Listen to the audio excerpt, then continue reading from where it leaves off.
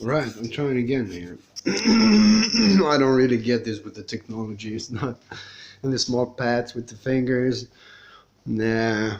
So it was much easier back in the days, when analog was not so many things to click and internet and surveillance. Now my face is here so public, and there's probably a voice recognition device or whatever to like recording my voice. So now they even know, like I mean the almighty internet or whoever wants to use this information, that how my face look, that is so distance between my nose and la la la. So now when I'm on the streets walking around here and there's a camera, they're filming, they could actually connect this with the dude here, like, well, isn't it the vlogger there? I've seen it on YouTube.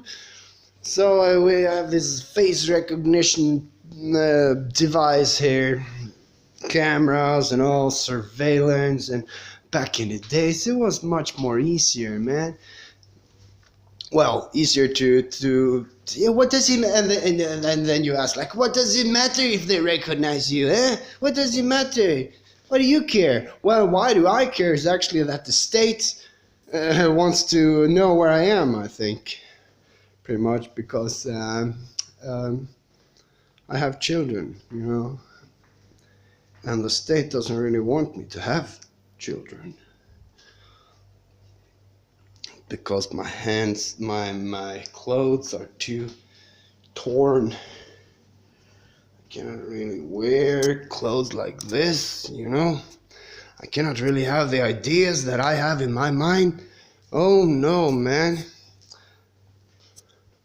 So that's why I don't really like this technology. Well, for me, it's like I can sacrifice myself. I'm already sold anyway, because I'm this public musician, I had this music video, so you already know my face and my name is all public, so it's like this. So I just have to make sure that my children are kept safe all the time. Yeah, you heard of this Barnevernet, right? The Norwegian Child Protection Service. They're kind of wicked here. Cannot really do so much. I was myself living freely until I was like 20-some years old. I was in the forest. I built my own cabin without for free, recycled materials. I was living for free. I had a solar panel, my own electricity. I didn't pay anything to anyone. I didn't even pay for the food because I was going biking to town here and dumpster diving all my food. So I was just living a free life where I could actually, in the forest here in Scandinavia, and it was like perfect, yeah. I could really enjoy the freedom, and I felt it. And as a kid, I really felt like this was the freest place on the planet. I don't know the freest, but I felt free here. Until I got children. And I felt the opposite, So that's how it is here. We escaped, of course. We couldn't stay here with the children. We had to flee abroad. So nowadays, my children are just kind of kept underground just for their own security. They cannot come here and visit their own grandparents as much as they would like. I cannot live on an address. I cannot have an apartment in the city or anywhere. Because then, of course, Barnevernet would know where we are, and they could just pop up on the door and just figure out that, hey, we're gonna take your children. Just like that. We don't even need a reason, we just do it because we think it's right. We believe it's for the better of the children. Whatever reason they would have, like the law is very vague, you don't really know what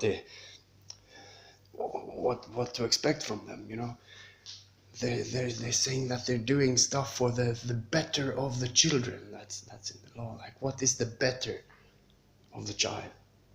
Do you know the better? Do you know?